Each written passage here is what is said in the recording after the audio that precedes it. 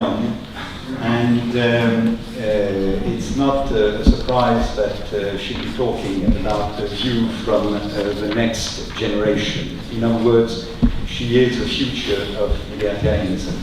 And I'm pleased to introduce Kenli Schoolland.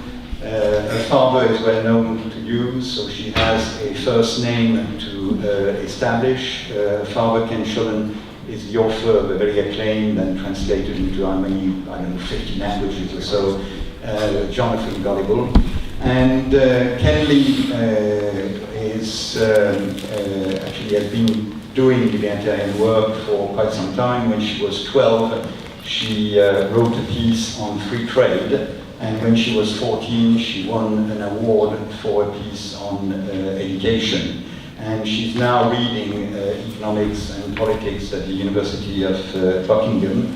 And she is a frequent teacher at the Liberty camps. Glenn Cripe is in the room somewhere, who is the organizer of these Liberty camps. And actually, as I am at it, during the coffee break, do talk to him about these Liberty camps. They are wonderful place for young libertarians and would-be libertarians to meet and to learn about the ideas that we discuss in these conferences and that we develop further in our works and seminars and studies and so on. And Kenli has done, I think very recently, an Austrian camp in China. So, Kenli, for a view on the next generation. Hello. Thank you very much for having me here today. A few years ago, I drafted a list of things to accomplish in my lifetime. And one of the top items was to speak at a Libertarian conference. So, needless to say, I'm very pleased that this opportunity has come much sooner than I expected. During my youth, I was very involved in politics. Some of my earliest memories involve sign waving for elections and going to conferences for the International Society for Individual Liberty. I was also a member of the executive committee for the Libertarian Party in Hawaii. And in general, I was all fired up for what could be done through politics to change the state of the world. At university, though, I began to look more carefully at the economic and political problems the world is facing. The more I learned about the system that is in place and the role it has played in creating these problems, the less confident I became in making any positive change. The tangled mess of legislation, taxes, and imposed obligations that we have today appears to be an unmanageable knot, one that seems certain to get worse. This was my mindset when I was asked to speak at this conference.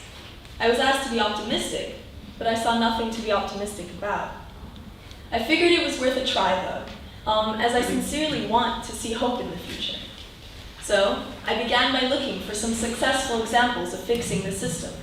And with each case I discovered, I gained inspiration. So, I hope that these examples will serve to inspire you as they've done for me. And hopefully, when you see me as the new face of libertarianism, that it will bring you confidence rather than despair. So, what follows from crisis largely depends upon the perception people have of the government. Governments are often thought to be some sort of omniscient, omnipotent, and benevolent entity. Thus, when crisis arises, many expect the government to provide the answers. The populace will even sacrifice their rights and money as offerings, hoping that in return they'll be blessed with a good economy. But, as government is comprised of humans, and are not supernatural in any way, in reality, there is no way for them to live up to these standards. Whereas people search for a single flaw in a religion to discredit it, they will repeatedly ignore the obvious flaws and abuses of government and continue to turn to it in blind faith. New programs with large budgets and the introduction of new regulations may appear to provide solutions, but frequently they prove only to enlarge the power and influence of government, and without benefit to the people. With this recurring crisis after crisis, the result is that governments today have a far greater reach into people's lives than could have ever been imagined in previous centuries. There are regulations and taxes on every aspect of life, and even death. Due to log rolling and special interest lobbying and the constant pursuit of power, this will only get worse. Once the size and power of the government expands, it is not likely to decrease again, in what Hayek called the road to serfdom. For as Milton Friedman once said, there's nothing so permanent as a temporary government program. Another terrible development alongside this expansion is that these intrusions into our lives no longer seem open to public debate. A professor of mine who attended the University of California at Berkeley once described his experience there by saying, in Berkeley, the debate wasn't between classical liberalism and socialism, it was between socialism and communism. This is not just the case in Berkeley any longer. Frequently, the focus in mainstream political debate these days is more on how much money should be spent on a program than whether or not that program should exist at all. But crisis brings an opportunity for change. Change not only of policies and of leadership, but also of opinion. Change can go in many directions. Of course, it can lead to larger government, but it can also lead to positive reform and smaller government. A unique feature of the Austrian school of thought is that it looks at economic downturns not as bad things, but rather as a correction from the bad. It is a time when individuals, firms, and states are made to look at their practices and see if they're allocating their resources in the best fashion. Eliminating unnecessary or wasteful activities is healthy behavior in the economy and is essential for it to have productive and sustainable growth. These same principles of self-correction can and should be applied to the state. Currently, some governments are finally admitting that they must change their behavior and reduce their levels of debt. In the UK, there are brave moves being made to cut spending, which is rarely a politically popular thing to do. Again, the problem is that many of these cuts are being made by looking at how much money is being given to certain programs, rather than whether or not the government should be providing those programs at all. Recently, back in Hawaii, as the state was pressed for revenues in a recession economy, it cut the budget for state-provided education. Unable to afford teachers full-time, furlough Fridays were introduced. Now, students and teachers get Fridays off. This makes life much more difficult for parents who have full-time jobs, and it lowers the quality of education in these schools even further than it already is.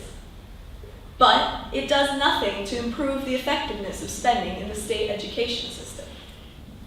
It's not that private schools have more money to spend than the government ones do, but that they're able to educate their students 5 days a week at a higher level of quality for less than what the state pays per pupil. Clearly, reducing the budget is not enough. How and why this money is being spent must be assessed and the corrections made. In the 1980s, the government of New Zealand was facing similar debt issues as ours are today. But it was serious about fixing the system. And this attitude led to a revolution in the way of economic reforms. Those of you in this room may be familiar with the story of New Zealand, for it is an amazing and quite recent example of liberty prevailing and of an economy being restored. So if this case is no secret, then why aren't all the governments of today lining up to follow its example? As novelist Douglas Adams explains it, human beings who are almost unique in having the ability to learn from the experience of others are also remarkable for their apparent disinclination to do so. Because of this, I think it's always good to be reminded of and to share New Zealand's experience, for it provides an excellent prescription of what should be done now. Initially, New Zealand had enjoyed the third highest living standards in the world. But after many years of increased government intervention and protectionist policies, it dropped down to being just 27th and had one of the slowest growing economies in the developed world. So, in 1984, the newly elected government jumped right in with a massive program of privatization. At the same time, the UK and the US were making moves to reform their governments as well, but despite their efforts, they managed only to slow the growth of government, whereas New Zealand was unique in actually decreasing it in size. In New Zealand, the public sector was reduced drastically. In the Department of Transportation, the number of civil servants employed was decreased from 5,600 to 53. And in the Forest Service, they went down from 17,000 to just 17. Many services were sold off completely, and those that weren't privatized were then made to pay taxes and to operate at profit, so as they would have in the private sector. From operating at a loss and at a cost to taxpayers, they began to make profits and to raise revenue. Everything from garbage collection to postal services were transformed. Within 90 days, farm subsidies were gone, and income taxes were cut in half, while incidental taxes were eliminated entirely.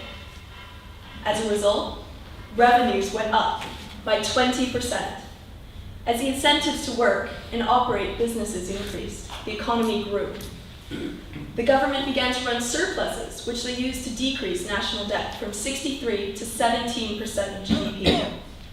These reforms would have been beneficial at any time for the country, but it was not until the state was motivated by impending crisis that the corrections were made.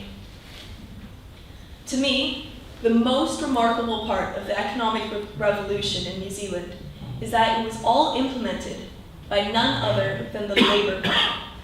Roger Douglas, the finance minister at the time, had been a member of the Labour Party his entire life. Even his father and grandfather were Labour politicians. He championed traditional socialist values, possessing a great compassion for the working people, a deep belief in equality, and a strong opposition to rank and privilege. He was not converted away from his socialist values. Instead, they were precisely what led him to pursue free market policies. He explained in his book, Unfinished Business, that it was clear to him that the existing welfare state was not successfully improving the lives of people. As this was his primary objective, he looked to the free market as an alternate method to achieve his same goals. Along these same lines, the policies aim to achieve social goals all prove to give privileges to one group over the rest. In effect, they do harm to the cause of equality, and as a result, they should be fought by socialists and free marketeers alike. Farm subsidies are an excellent example of such privileges. They're often thought of as a socialist program, as it calls for the redistribution of wealth to provide support for farmers. In reality, though, the poor, who spend larger proportions of their incomes on food, suffer the most from the higher prices that result. In addition, the subsidies primarily go to large corporate farms. Farm subsidies in the United States are among the most generous in the world. According to the Environmental Working Group, the amount paid in subsidies totaled $15.4 billion in the past year alone, with the top 10% of recipients taking 61% of that total. The American Peanut Marketing Association, for example, took in almost $4 million subsidies in 2009 alone. This is far from being just support for poor farmers to get them through a bad season. What's more is that the harm is not just domestic. These high farm subsidies also damage poor farmers in third world countries by disadvantaging their products with subsidized, lower than cost prices. This prevents developing countries from being able to develop on their own, through their own industries. I mentioned US farm subsidies in particular because a study by Oxfam in 2007 found that US cotton subsidies reduced the household incomes of West African farmers by as much as 5.7%. This easily negates the efforts of foreign aid sent to these countries and wastes even more of the money that is taken from domestic taxpayers. A few years ago, Brazil filed a complaint with the World Trade Organization against US cotton subsidies. And earlier this year, the organization ruled in their favor, maintaining that these subsidies are destructive and violate previously made trade agreements. This then gave Brazil permission to impose retaliatory tariffs on US products. Rather than correcting their behavior, the US offered $147.3 million in subsidies to Brazilian cotton farmers to settle the issue. The whole situation is just pure waste, and this should be clear to people from all sides of the debate. In a system filled with special privileges, everyone loses out. Opposing such privileges should be as much a socialist cause as it is a libertarian one. For this reason, I believe that progress towards a free market can come from many different sources, and not just under the libertarian label. As Deng Xiaoping, former leader of the Chinese Communist Party, once said, "It doesn't matter if a cat is black or white, so long as it catches mice." He used this justification for moving China towards a market economy, with the idea that productivity and growth were more important than the label of the policies that led to them. Though China is still a communist country, economically it is far from it. This brings hope, as it has been seen in history that economic freedom has great ability to lead to political freedom. I saw evidence of this while I was in China this summer, and one of my favorite examples comes from when I visited a city called Dandong, just across the Yalu River from North Korea. There, the one communist country, China, was capitalizing on the misfortunes of the second communist country, North Korea, by selling boat rides to get closer to the shore and to see just how bad things are on the other side. One man thought he saw a nudist beach over there, and the tour guide replied curtly, "No, they're just poor." The differences between the coasts of the two countries was incredible, with skyscrapers lining the Chinese side and nothing over 2 stories on the North Korean side. At night, the Chinese side was brightly lit, while without any electricity, the North Korean side was consumed in darkness. There really is no question as to how much the opening of the market has benefited China. And through the strength of capitalism, the Chinese people are getting closer and closer to freedom each day. So far, I have talked to you about change through politics, which is undoubtedly key. However, thanks to the practices of log rolling and the influences of special interest groups, citizens are increasingly distanced from politicians' decision-making. But even though success through direct political activism may be difficult, I believe that there is hope through changing the climate of ideas. Of course, people have been trying to change others' minds for centuries, which they generally attempt through political discourse. But what I'm trying to champion, however, are the possibilities of winning people over in other ways. Humor, for example, as Professor Davies would probably agree, is a powerful means of changing people's ideas. A brilliant documentary entitled Hammer and Tickle came out a few years ago, which highlighted the role of jokes in bringing down the Soviet Union. For example, what were Mayakovsky's last words before he committed suicide? "Comrades, don't shoot!" Humor is not to be underestimated, for it is feared by those in power. Stalin so feared mockery that he routinely sent people to prison. 30 years for telling a joke, 20 years for laughing at a joke, and 10 years for not reporting it. No joke. During the Cultural Revolution in China, for telling a joke about Mao's wife, my very own grandfather was put in prison to endure hard labor. Satire about the US government is regularly seen on programs such as The Daily Show or The Colbert Report. This can prove to be much more successful in demonstrating the government's flaws to the general public than an academic paper. But of course, it's nowhere near the power of an academic speech. The hosts of these shows, Jon Stewart and Stephen Colbert, may not be libertarian, but I believe that they currently support the cause of liberty just by mocking authority. Libertarian comedians such as Drew Carey with Reason TV and Penn and Teller all do wonderful jobs of expressing strong arguments succinctly and entertainingly. This is not to say that we should not bother with the standard means of debate, but rather that we should also celebrate the successes of liberty from unconventional sources. In terms of changing the climate of ideas, it is important to look at the 2 primary modes of influencing public opinion: the media and education. Both of these things are evolving in current times, and this can definitely be a boost for liberty. First, the media. From censorship to propaganda, there have been many attempts throughout history to curb ideas of freedom. As the use and capabilities of the internet have expanded, however, the dominance of official sources of media have dwindled.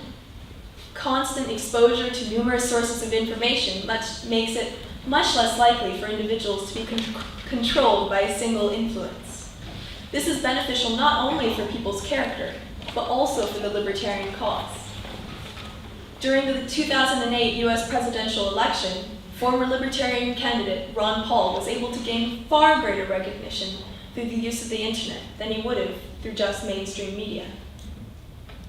Similarly, education is no longer dominated by a single source. Of course, schools and universities still play a formidable role in shaping the minds of youth. But as students spend an increasing amount of time on the internet, they are beginning to play a more active role in their own education. Online, students learn from being able to choose for themselves what they read, as well as from what activities they choose to engage in. Not all of these activities will be strictly educational, but there can be no doubt that they will influence that person's thinking. Though I don't really play computer games myself, I was fascinated to hear from some friends about a game they play called EVE Online. This game is set in outer space, and everything in it is entirely player-run. The hundreds of thousands of players who have joined this game run their own enterprises, form their own corporations, and go about life in a basically free world. The creators even asserted their commitment to individual responsibility and freedom, which they reinforced by including as little central interference in the game as possible. I love the idea that through this game, and maybe others as well, that people have the ability to sample what a free society could be like. In addition, in opposition to the lessons that society seems to be teaching today, young people can have more exposure to the values of taking care of themselves and to the ideas that profit-making isn't evil. Gaming may not be for everyone, of course, but in general, people are able to experience a taste of what a free world would be like through the use of the internet itself. In it, there are few laws and little enforcement. There are dangers, of course, but people are learning to deal with them through personal responsibility and by taking their own precautions. The best bit, though, is that people like it. They like what they've tasted of freedom. I'm sure that most people that are generally in favor of big governments would be opposed to greater government interference in internet activity. The example of the internet has demonstrated that the absence of government intervention means progress, creativity, and innovation. In seeing how it improves the quality of life, people will be encouraged to seek greater freedom for themselves in reality. After all of what I've shared with you today, there's one main point I would like to leave you with, which is that greater liberty may be achieved in ways we never would have imagined. From the New Zealand experience, where in a situation similar to ours today, with mountains of debt and draining liabilities from its welfare state, a country with socialist attitudes and even with a socialist party in power was able to turn things around, shrink the size of government, and free up its market. To China, where the successes of capitalism are progressively increasing the freedom of the Chinese people. And even to the internet, the last frontier, where freedom still reigns, and where people are able to experience how ideas and trade all blossom in a world without regulation. In general, in order to change the minds of those who worship the government as a sort of all-powerful and capable deity, I challenge you to commit blasphemy, to poke fun at it. For the best way to combat tyranny is to laugh at it. Thank you.